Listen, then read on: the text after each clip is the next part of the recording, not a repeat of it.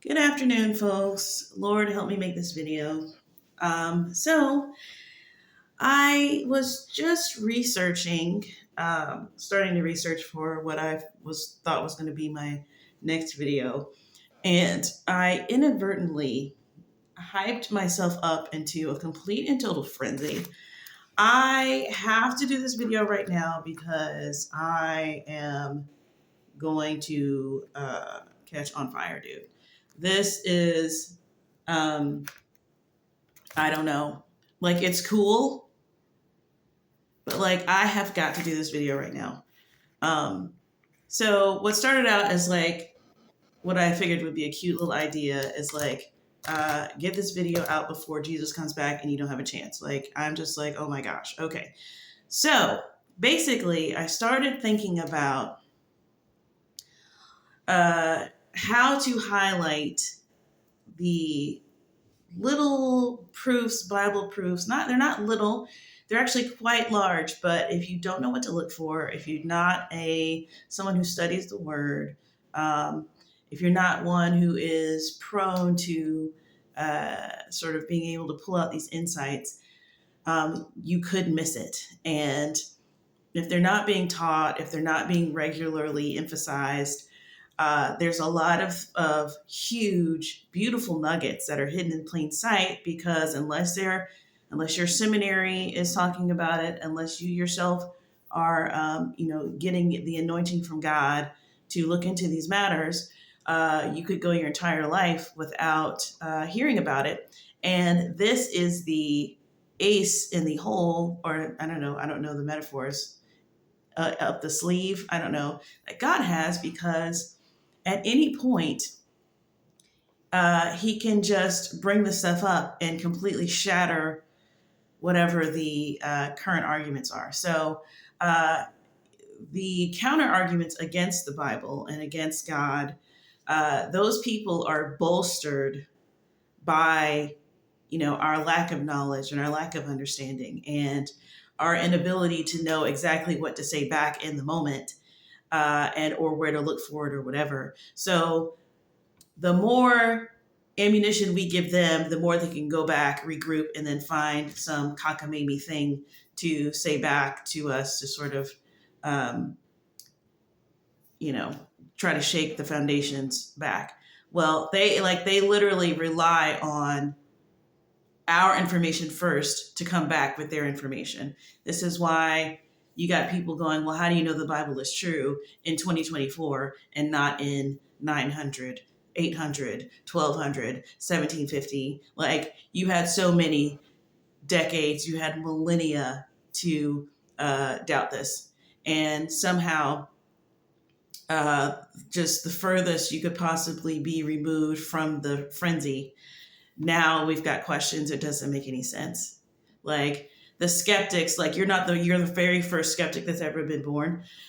Like, the skeptics of the past, who are a lot smarter than you, who get taught in the college classes, never went down the is Jesus even real trail. Like, they never even conceived of doing it.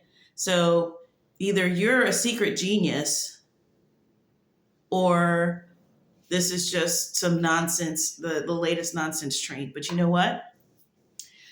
There's what I like to do. I like to just say, okay, I'll give you that, because I'm so confident that I can find some, I understand the material enough to find some way around that. I'm like, I'll give you that.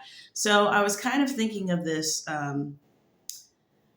post of like, let's use other things, because they want to use the detractors, the current detractors want to say this was all written way before or way after the fact.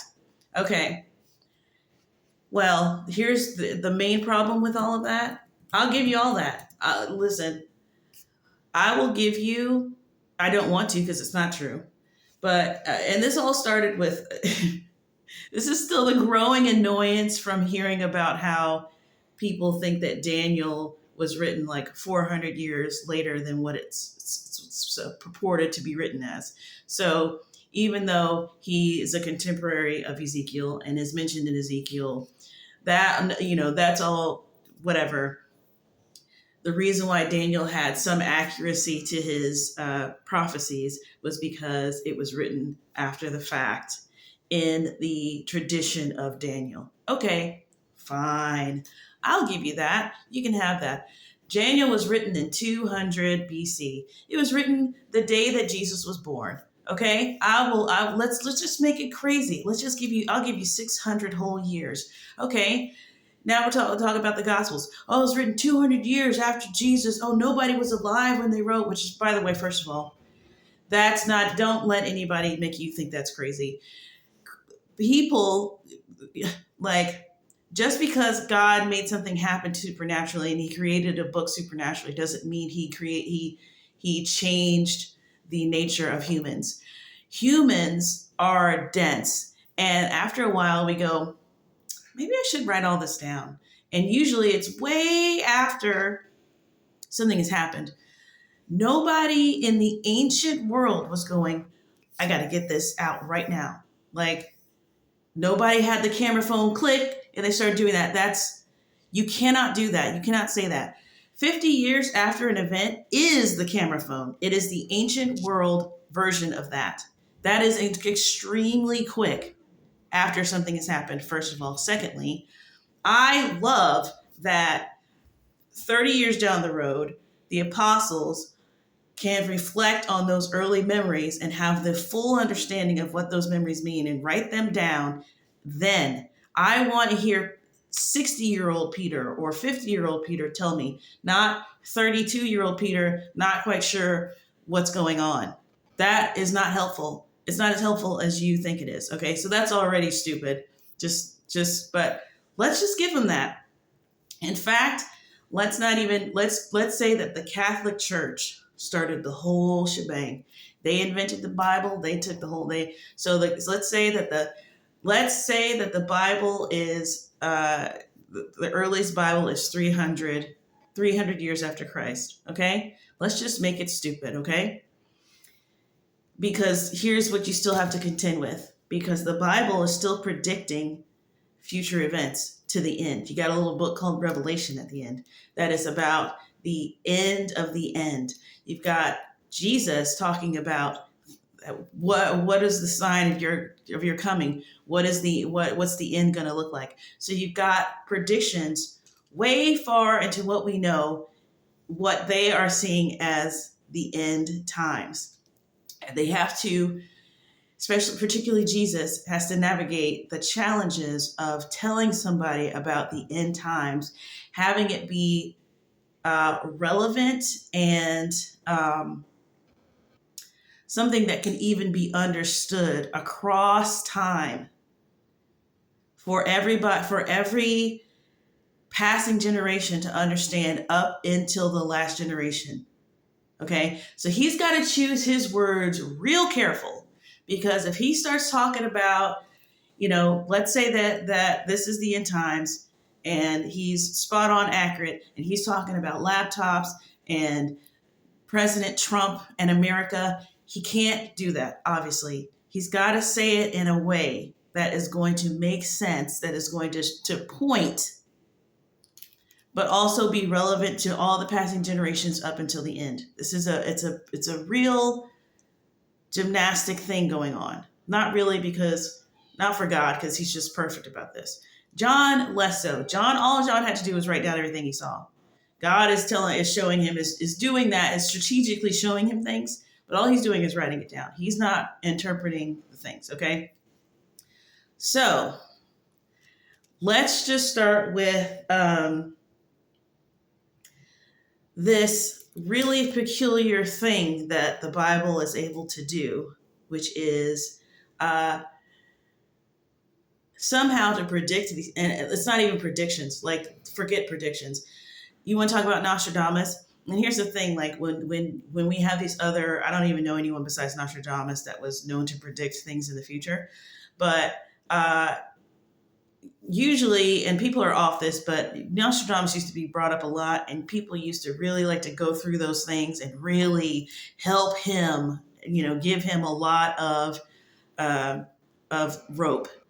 and try to be like, oh, is he talking about this? Is he talking about this? Oh, it could be this, and how many things could possibly fit, right? So they like to help him. Okay, but the Bible, meanwhile, the Bible gets no help. You better be down to the letter, to the T.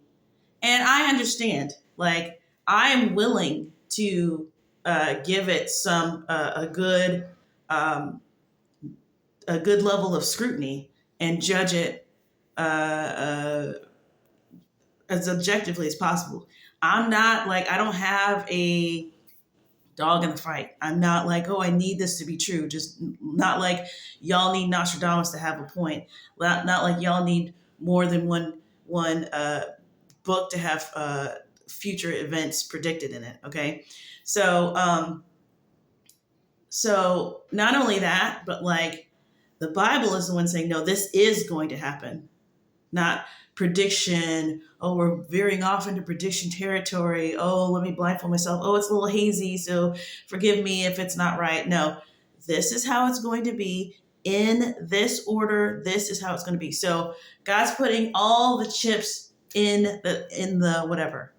So he's putting all the chips on the table. Now you're going, okay, let's see what you got. Let's see what you got. Now you're sitting back judging it. Now you got your arms folded. You're like, well, let's see how well you did after, we won't even say 2,000 years. We'll say 1,500 years. Give it to the Catholic Church. Let's say the Catholic Church wrote it, which is going to be problematic because when the Catholic Church is 100% right from the Bible that they made, now you got to reconcile that. So make it make sense. But anyways, all right, so let's just start with little things like, let's start with Isaiah, okay? So Isaiah, which, as far as I know, no one disputes, is written before it says that it is written.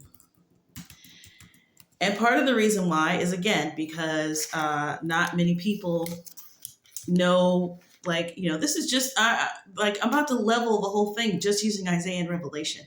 Like, the people don't study their word. They don't understand, like, how easy this stuff could be knocked down. Okay. So, book of Isaiah, let's see. So, this is dated, and I think Dead Sea Scrolls helps us a lot. They've dated this to 515 BCE. BC is what I like to say. They've literally given it a 500-year window. So it's like, oh, somewhere between 515 BC and 70. Fine. Okay. So, in Christian circles, this is a very popular book because Isaiah 53 is sort of like a flagship chapter. I would imagine that even if you were not a Christian, if you didn't go to church, but you live in a Christian country, and someone opened up the book to Isaiah 53, I'm not going to read it right here because I got a lot to say, but if you were to go down Isaiah 53 and just read it, you would go, well, this is about Jesus. You would see instantly that passage is clearly about Jesus. What's mind-boggling sometimes, but it used to be not so much anymore, is that most Jewish people don't even know about Isaiah 53 because it goes from Isaiah 52 to Isaiah 54. That's number one. That's super sketch. Again, this is like the devil's plan and how he keeps us all in the dark because he tells one group one thing, he tells another group another thing. So he's managed to keep, so if you even manage to get your hands on Isaiah 53 and you're Jewish, and the Jews have the same problems and issues and hangups as Christians do, where they are considered culturally Jewish, just like we're considered culturally Christian. But if you live within your country, you know that there's nothing Christian about you. It's like calling yourself a car because you're in the garage, okay? So the Jews have the same issue where not every Jew is culturally Jewish. So they get to Isaiah 53, they can't make heads or tails of it. Number one, because it's not studied purposefully. And number two, if you don't have the Spirit of God, it doesn't matter that you are from the chosen people. you're going to be just as blind as anybody else that doesn't have the Spirit of God. So they're like, they can't even conceive of who it's possibly about. So guess what they do? They go to their leaders. They go to other men to explain the passage for them. Wiser men that know the Torah better than them and know all of the stuff, right? So they're getting all types of gobbledygook explained to them about what that passage means, right? So that's how Isaiah 53 is able to hide in plain sight for thousands of years. But let me tell you what it says. Okay, so let's just say it does. I really don't want to go and read it because I got my thing up already. But first of all, let me just say that it does describe death by crucifixion, which was not a thing until the Romans, right? Okay, and then the entire passage is of this prediction, of this prophecy, let's say, of Jesus, is not he will do this, he will do that, he will do this. It's he was. So he was despised and rejected of men. He had no beauty to attract them. He had nothing that we should desire him. He was bruised for our transgressions, or no, he was wounded for our transgressions. He was bruised for our iniquities. The chastisement of our peace was upon him, and by his stripes we were healed, right? So this is past tense. Why is it past tense? Because, and I noticed that when I was reading this a couple of years ago, and I was like, dude, that's heavy that it's past tense. It's almost like God chose to give it to him in past tense because he knew how heavily we would rely on Isaiah as Gentiles in the future. Christians, Isaiah is our book. If you don't read that much Old Testament, you got Adam and Eve, you got Genesis, you got, Exodus, you got Moses and them, a couple of, Bible stories if you grew up in church. And as far as prophets go, you got Isaiah. Maybe you got some Jeremiah, and all you know about Jeremiah is about fire shut up in your bones or something, just a couple of key passages. But Isaiah is one of them ones, okay?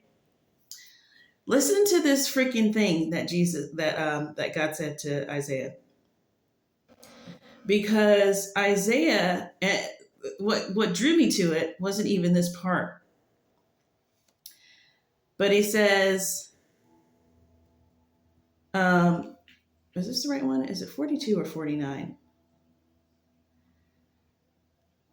Because he says, like, my work seems so useless. Isaiah says to him, to God. He says, my work seems so useless, like everything I'm doing is in vain. Is it in 42 or is it in 49?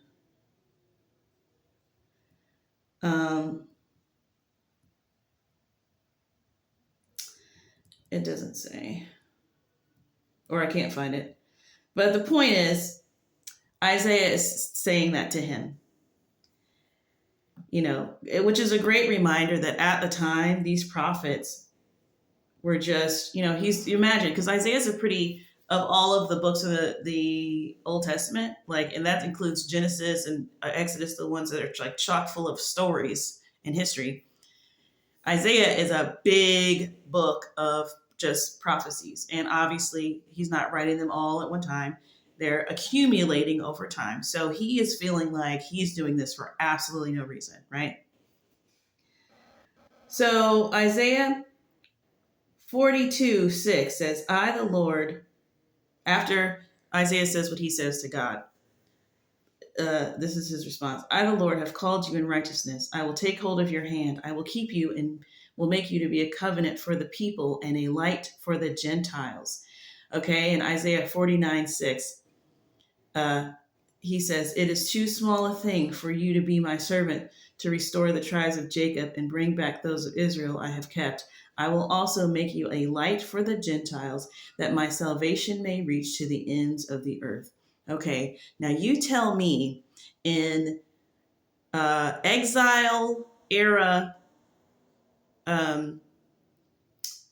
Israel, let's give it the whole span. 500 BC, exile uh, Israel to 70. What did they say? 70 BC. So what are they occupied by Rome by now? Okay. What in the ham sandwich does the Gentiles? How even in the broadest, in the earliest, or the latest that could possibly be written? What is? How does he know the Gentiles and salvation reaching to the ends of the earth, which is something we take for granted because that's what we know is happening? Like anyone will tell you that that's what's happening. Everybody knows who Jesus is. He doesn't have the scope to write that down and have it be like pinpoint accuracy. That's pinpoint accuracy. That is absolutely positively what happened. He told him, don't worry about it. I'm going to make you dude sitting in your little office writing down prophecies that no one in your generation is ever going to look at. I'm going to make you, sir, a light to the Gentiles so that my salvation can reach to the ends of the earth. How do you even have the audacity to write that down in 500 BC, 70 BC? You don't. You don't. Because listen, here's our track record of doing future things, okay? I gotta decline that. Okay, so let me before I get into that, because I want to end with Revelation, right? Let me just say something really briefly about Jesus. Actually, no, I'm going to do it all together. Okay, so here is what I have seen in my lifetime about our track record as future predictors. And you would think, being very as technologically advanced as we are, we would be super good at doing this and having all of this human history and all of this documentation, having benefited from all of the technology of the last 500 years that has allowed us to have all of this documentation, that we would be able to just freaking accurately predict something just the next 75 years, right? That should be a no-brainer, right? Here's what we're saying right now, okay? We're talking about virtual reality. We're talking about robots. A couple people I've heard talking about, immortality through DNA stuff, through, genetic engineering, okay? So there's a lot of things on the horizon, right? Well, I remember when I was young, this is about, 35, 40 years ago, we were still in our flying cars era. We were still in our TV with our telephone with the screen era, okay? And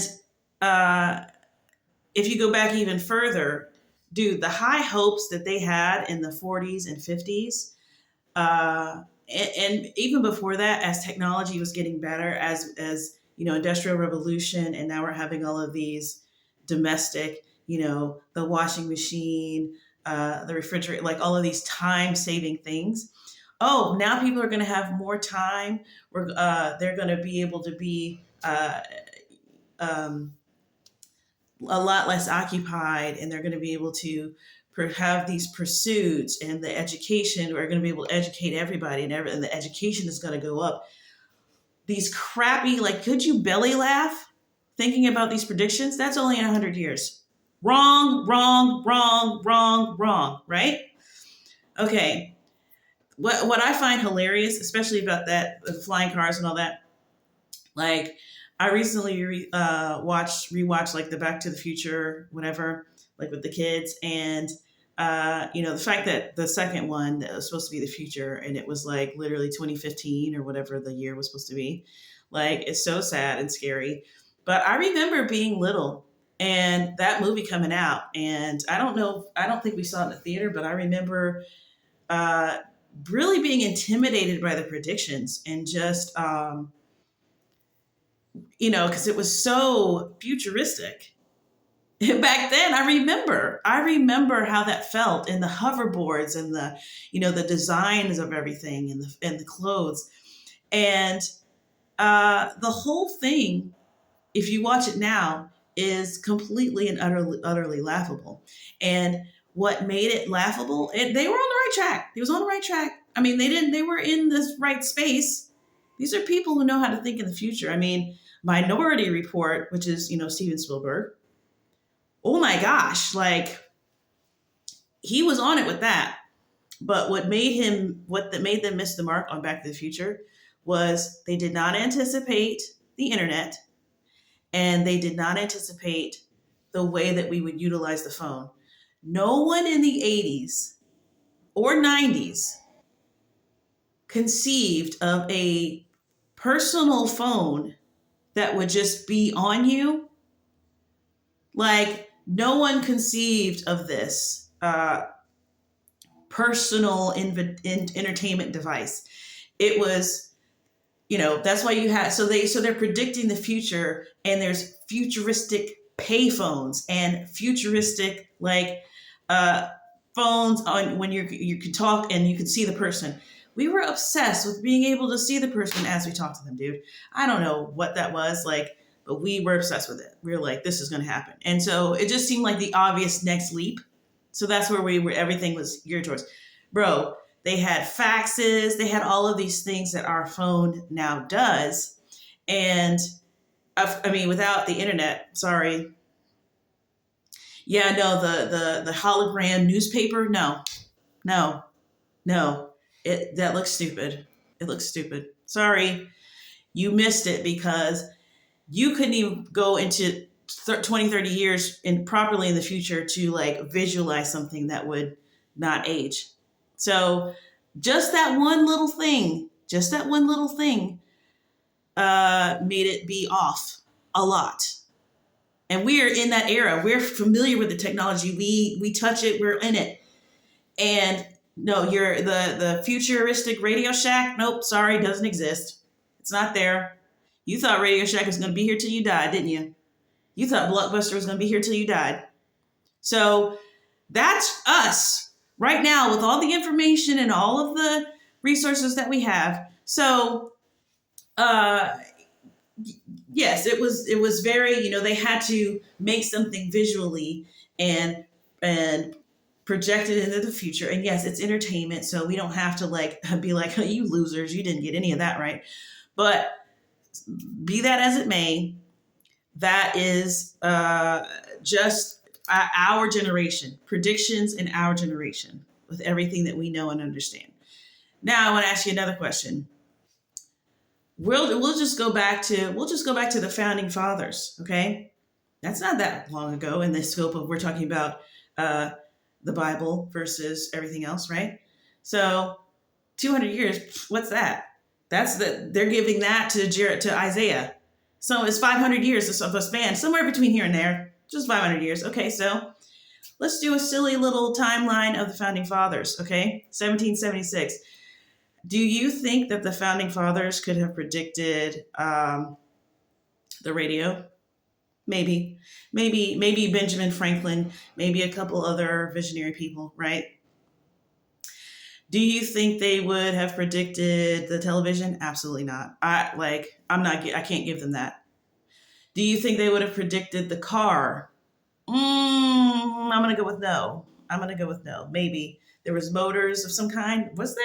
I don't know. Maybe somebody was horseless carriage already. Who knows?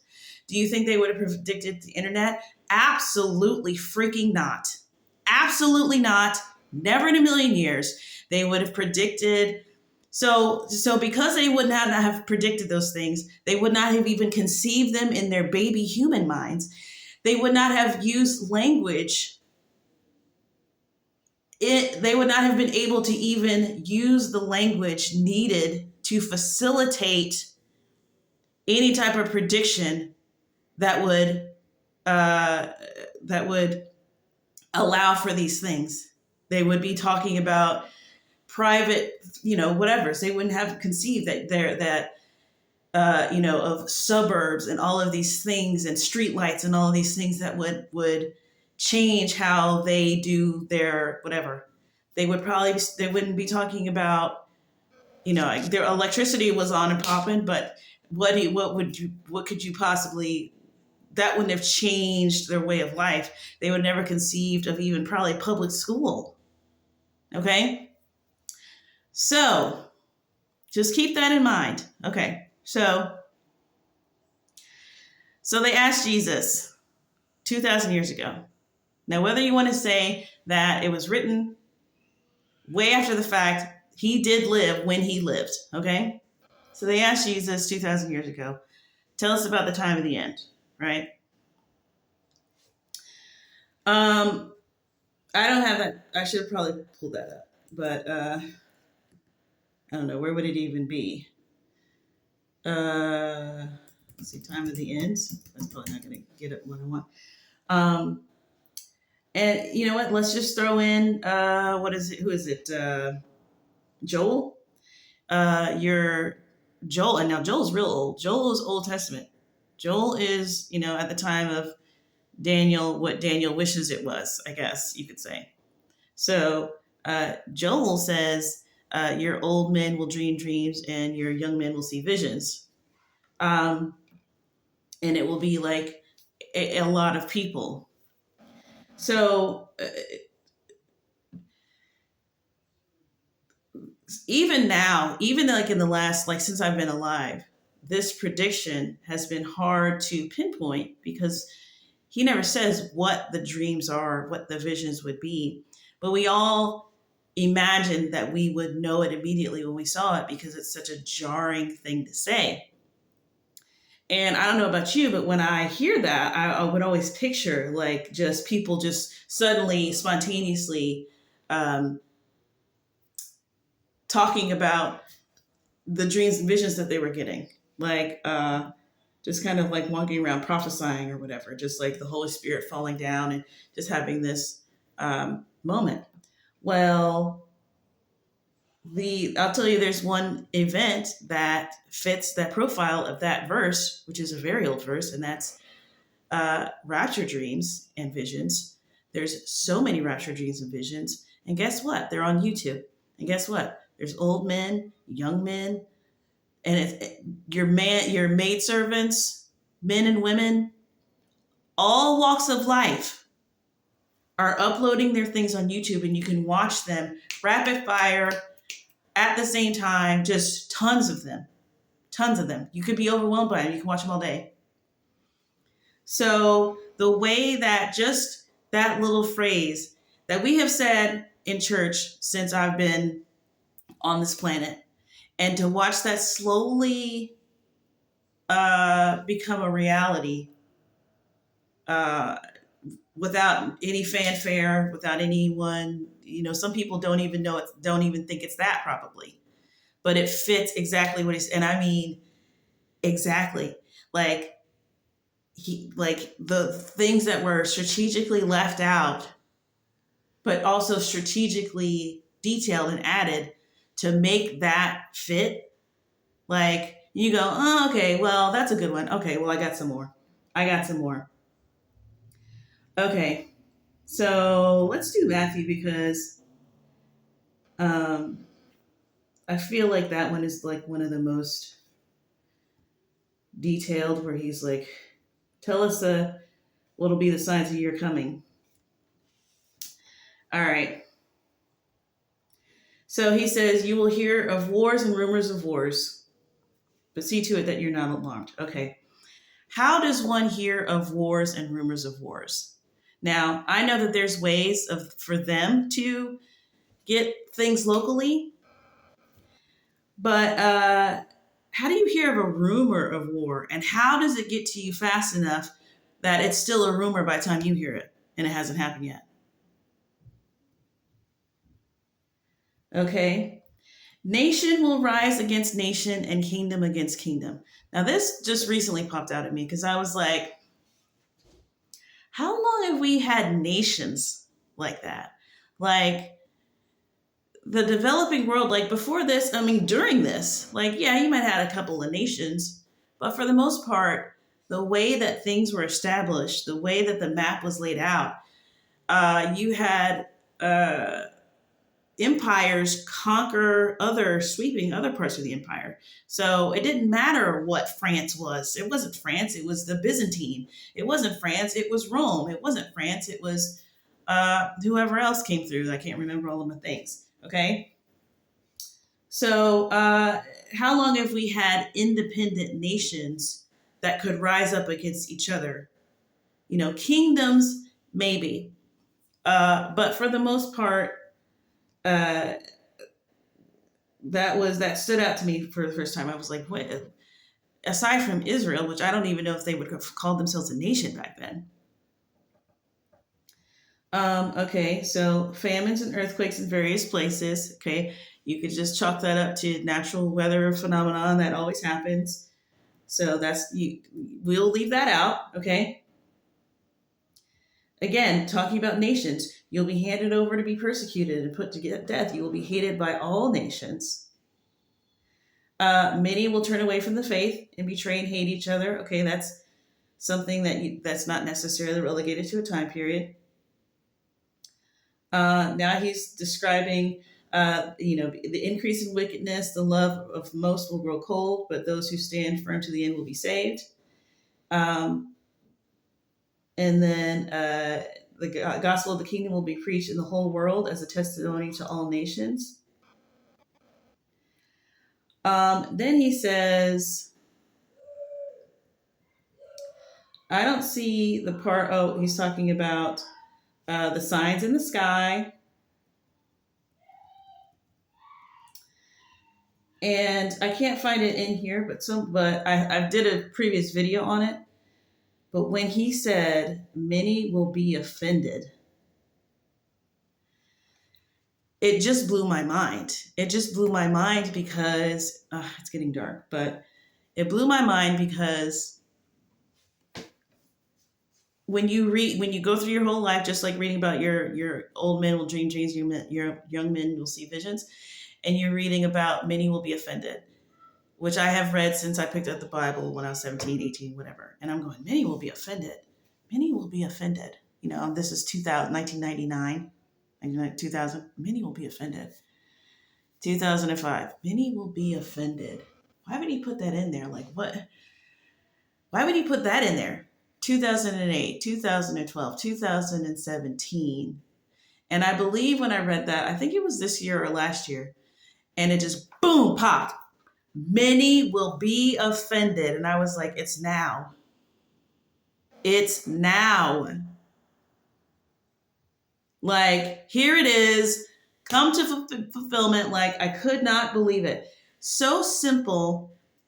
You would think it's kind of vague. Many will be offended. Like, what's that? But it's so specific to, like, it was so specific, in fact, because I would be like, why on earth, of all the things to point out that would be happening during that time, would he pick that? And, like, what does that even mean?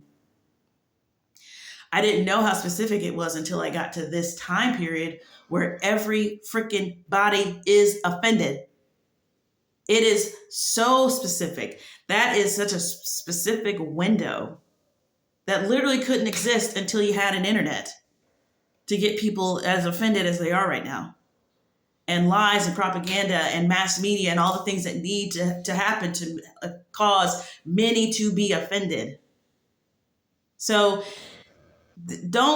that's not easy to do. Don't take that for granted what I'm saying, just because it's like, well, yeah, that's a kind of no. You need a lot of things to line up for something as simple as that to even apply. It's so strategically told to you. So in that same vein, let's move to Revelation. So, okay. And this was actually, somebody pointed this out recently, and I think that's even what started this whole thing, this little germ of an idea. Because this was brought up by somebody else. I think it was Evan, this other channel that I watch. So this is Revelation 11:18. And it says, the nations were angry and your wrath has come. The time has come for judging the dead and for rewarding your servants, the prophets, and your people who revere your name, both great and small, and for destroying those who destroy the earth. And he pointed out that when was there a time period in history, 2,000 years ago, where uh, you could destroy the earth?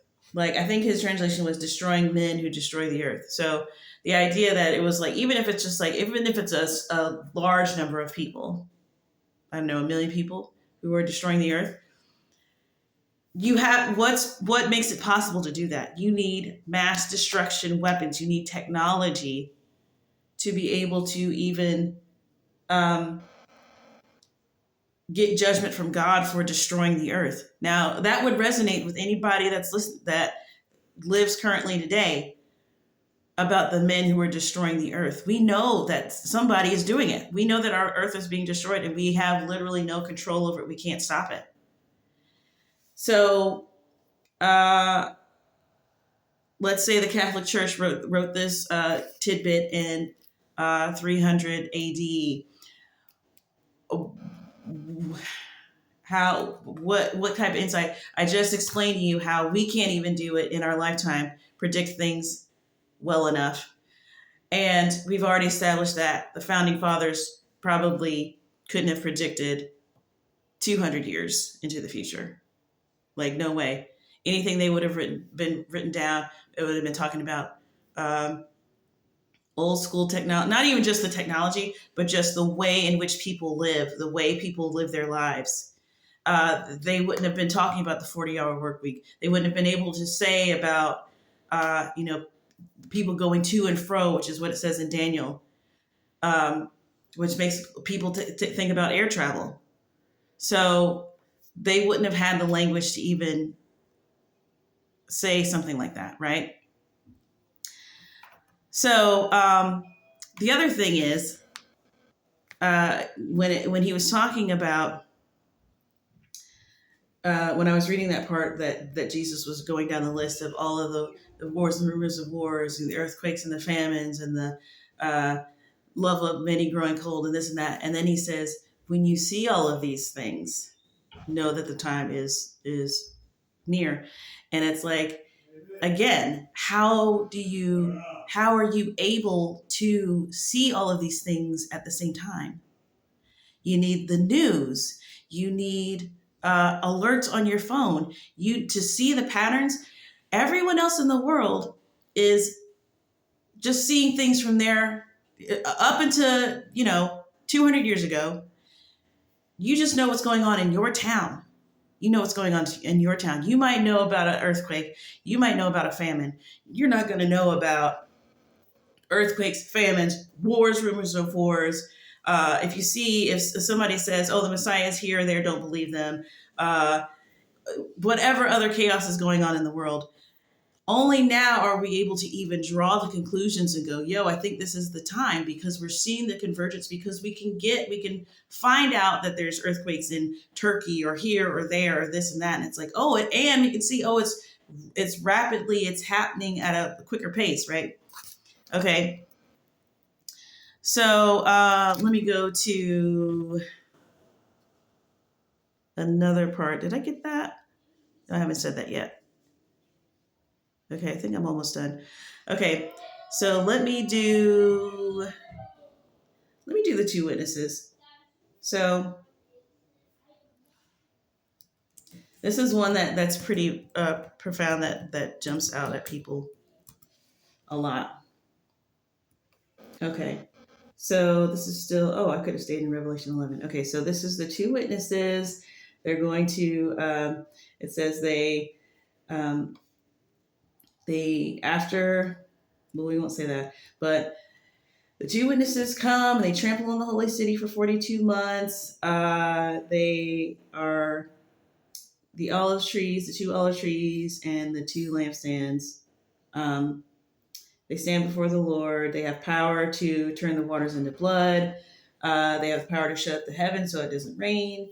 They have power to turn the waters into blood, strike the earth with every kind of plague. And then it says, after they finish their testimony, The beast comes up from the abyss and will attack them and overpower and kill them.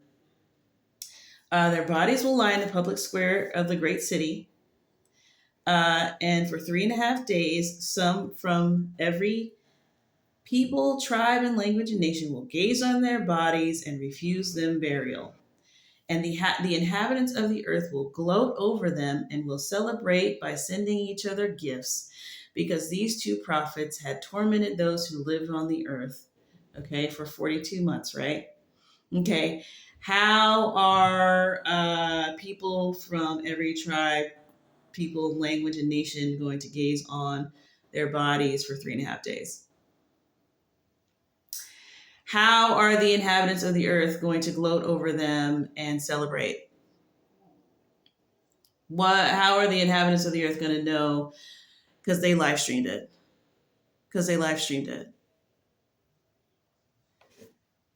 So this is a 1,500 to 2,000 year old prophecy, and it is airtight. Now, it didn't say live stream, and it doesn't need to. All it needs to do is be relevant to the generation that's going to go through this. Now, I understand, without even knowing that I understand, that this is possible. I have to stop myself and go, wait, how did John know? How does he know that? How does he know that we're going to be able to do that? So that's how. Just okay, and then the I think this is the last one. Very similar thing. Okay, so the beast. In the same vein of that is this. And I tell you, this is another thing that I never noticed. It's kind of like the many will be offended. Okay, so we're talking about the beast, not the mark of the beast, the actual beast. Okay, the beast I saw resembled a leopard, blah, blah, blah. One of the heads of the beast seemed to have a fatal wound, but the fatal wound had been healed. The world was filled with wonder and followed the beast. People worshipped the dragon because he had given authority to the beast. Okay, obviously, there's some symbolism here. I wouldn't be surprised, though, if it was flat out literal at this point. The beast was given a mouth to utter proud words and blasphemies. It opened its mouth to blaspheme God and slander his name. It was given power to wage war. All of inhabitants of the earth will worship the beast, all whose names have not been written in the Lamb's book of life. And then it says, okay, I saw a second beast. It had exercised all the authority of the first beast on its behalf. It performed great signs. Because of the signs, it deceived the inhabitants of the earth. It ordered them to set up an image in honor of the beast who was wounded. And the second beast was given power to give breath to the image of the first beast, so that the image could speak and cause all who refused to worship the image to be killed. Now, I always read that, and I'm thinking, okay, he's seeing something symbolic. He's seeing things like in his in what would be considered that time period, because I really can't see anybody worshiping a statue. I can't see anybody like in 2024 erecting a statue of some kind and then having it give power and breath to it and all of this stuff. We're just not into statues anymore. No, I don't even know if anybody is not lazy enough to even, I mean, is there anybody still taking the time to make statues? So I always kind of like fumbled over that, because I was just like, well, maybe he's seeing something like that. God is showing him the equivalent of that. And then I was like, well, but wait a minute though. It just says image. It just says image of the beast. It just says image of the beast, which is, of course, what you would say if you saw, you're like, it's the beast, but it's not him. And this is 1,500 to 2,000 years ago. Again, do I have to do the thing? Founding fathers would not have imagined television, internet, social media, mass media. He's like, it's not the thing itself, it's the image of it. And it caused the image to speak. He could be seeing televisions. He could be seeing they're onto the holograms. He could be seeing that. An image of the beast is the 100% accurate way to describe that across time and space until it actually reaches its relevant place. It still works now. Like, y'all are not understanding the accuracy of the words being used. And this was something else that Evan said in that same video, because he was talking about the very first time that he watched or he listened to Revelation or read Revelation, and he was just blown away by the literary quality of it, which I think I talked about before. But he was saying, he was like, this is so good, and it's not even the original manuscript, because his point, and it is true, even though I don't, people put too much stock in translations and its ability to, translations can just really break it down and just make it not mean what it used to mean. That's not true. But the thing is, like, when he said that, I was like, that's more than just, that is such a precise use of language, because yes, things get lost in translation because, he made the example of like Shakespeare. Like, if you try to translate Shakespeare into another language, it kind of loses some of its poetic quality, because Shakespeare is playing with English grammar and all these things that they hit different in different languages. When you are singing a song and you translate that for a different country, you gotta really like play around with the themes and all that, because to get it to both mean the same thing and rhyme in those other languages takes a lot of, it's different. So that is really a testament, not to translations, but to a limitation with language unless you are a gifted linguistic whatever, or it's not even about that. It's not even about the skill level. It's about the content. It's the content of the Bible that gives it its amazing quality. It doesn't matter how many translations it has. It doesn't matter where you translate it. It will still hit the same way, because it's not in its presentation. It's not the flowery outside. It's not the but soft what light through yonder window breaks. It's not that. It's the information that if you get it translated, if you as a pastor go to another country and you and you have a translator and he's up there and you read, not by might nor by power, but by my spirit, says the Lord, them Christians in whatever language, Swahili, Spanish, Italian, French, Chinese, Japanese, are going to get just as hyped, just as turned, because it is the information. So that really, when he said that, I was like, that's right. Like, yes, it is an incredibly profound sounding book, and it has nothing to do with, and he was like, man, if this is what it sounds like in a translation, like, what does it sound like in its original language? Like, it must sound amazing. I think it probably sounds the same, but he has a point. It's like,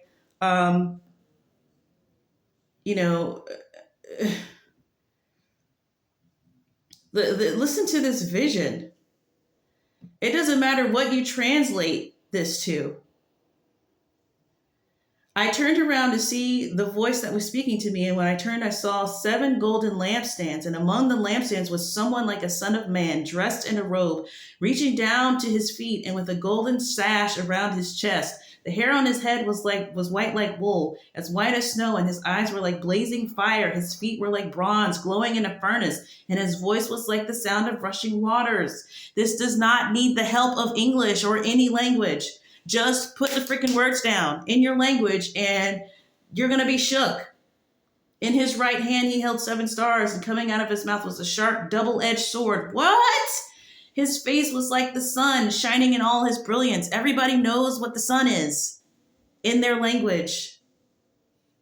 Shining in all its brilliance. We all get it. It's the information. It's not the translation. So please stop falling for this BS about, oh, the translation, there's been translated so many times. That's not going to change the profundity of the information. Like, you can't hide words in there to make some people get hype about it and some people not. That's not where the energy is. So, anyways, clearly I had to get that out because, oh my gosh, I was just like tripping thinking about all this stuff. So I tried my best to get my point across. Just because you can overlook these simple things doesn't mean, like, you got to know what to look for. Just like if you are a homicide detective, which I bring up a lot. I bring up forensics a lot because means, motive, and opportunity, and you need all three. You need to investigate. And so you need to be looking for, like, okay, no one goes to the bank at 3 a.m.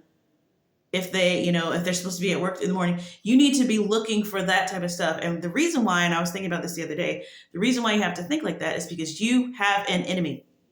You have an enemy. We're not just out here digging up rocks, trying to find, we're just exploring the world and trying to find the truth. No, you have an adversary. You have a murder suspect. You have someone who does not want to be caught. So you have to look at things in a way. You have to be able to say, where were you between these times? You have to be able to pick up on stuff and not give away too much and all of this stuff, because when you are trying to figure something out and you have an opposition, you're not just free flowing trying to find something out. When there's opposition, you have to look at these things, not just subjectively.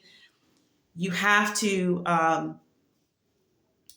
be looking for, just like the means, motive, and opportunity.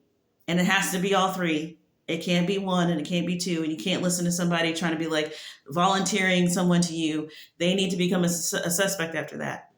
Like, you got to be sharp, okay?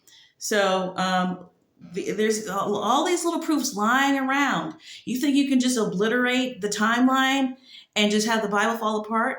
Explain to me how 1,500 years ago they can make a prophecy that is completely legit and explains our current technology, like, sufficiently. How can you explain it sufficiently 1,500 years removed when we couldn't even do it in our time, in our lifetime? We would be writing down, and we saw on the Invisitube, whatever weird technology we think we would have had. We would have been wrong. Because we can't even predict that we're not going to have phones in our cars. So just please consider that and look deeper. Don't just trust, whatever. I don't even know what audience this is going to be for, because most people are not really looking at this like super closely or whatever. I don't know. I don't mean to judge y'all, but yeah, all I know is I'm leaving this as a record of, if anybody is willing to consider these things, you need to consider it. And, stop giving these discredited things so much leeway and giving the Bible so little just because you don't want it to be true, just because it shouldn't be able to do as much as it's doing if it's just a completely hot mess. So even with you giving it 1,000, 600, 700 years, 800 years of ability to fudge things, there's still current events to come that are in there that you're not going to be able to explain away if it gets it right. So that is the point. And yeah, I'm done. Y'all be blessed.